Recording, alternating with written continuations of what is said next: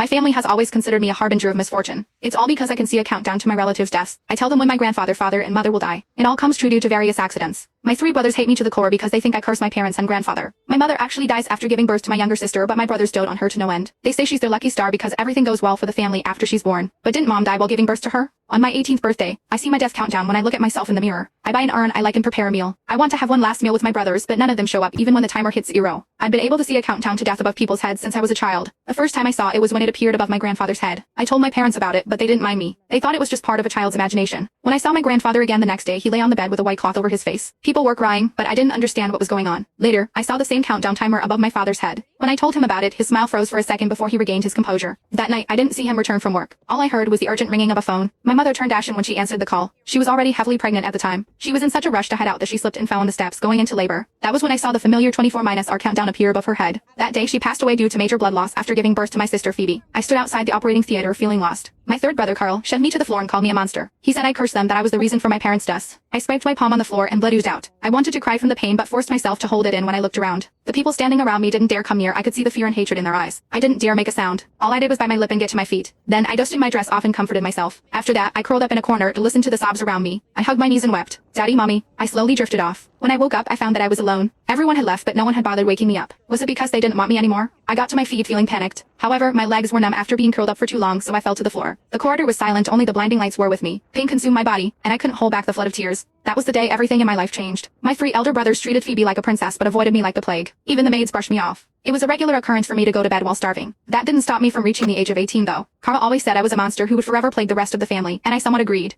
I wonder whether I was still alive because I was too evil for hell to take me in. On this day, I got out of bed and headed to the bathroom to wash up. My hair was dry and frizzy and my cheeks were sunken. No one would ever think I was the oldest daughter of the affluent Jensen family. That was beside the point though. What caught my attention was the countdown timer above my head. I saw the bright red numbers above my mirror reflection. The day had finally come. I wanted to smile but only managed to lift the corners of my lips slightly. I slowly put down my glass of water and stared dazedly at my reflection. I didn't have friends and rarely came into contact with anyone. How was I going to spend my final day in this world? After a long moment of consideration, I washed up and descended from the attic where I lived. My original room had been converted into Phoebe's walk-in wardrobe shortly after her birth. In the past, I looked out the small attic window at the little girl running around and having fun in the garden. She was innocent, pure, and free of worries. Meanwhile, I could only hide in the shadows and peek at her happiness. It wasn't exactly early, so I was surprised Phoebe and my 2nd brother Eugene were still at home. I heard Phoebe's tinkling laughter as I headed downstairs. She held up a tie and said, "Let me tie your tie, Eugene." He lowered his head and watched her indulgented as she tied a crooked tie. When she was done, she stepped back to take a look at it, sounding upset as she said, "It's crooked. Maybe you should take it off and do it yourself." He didn't. Instead, he caressed her head with a smile.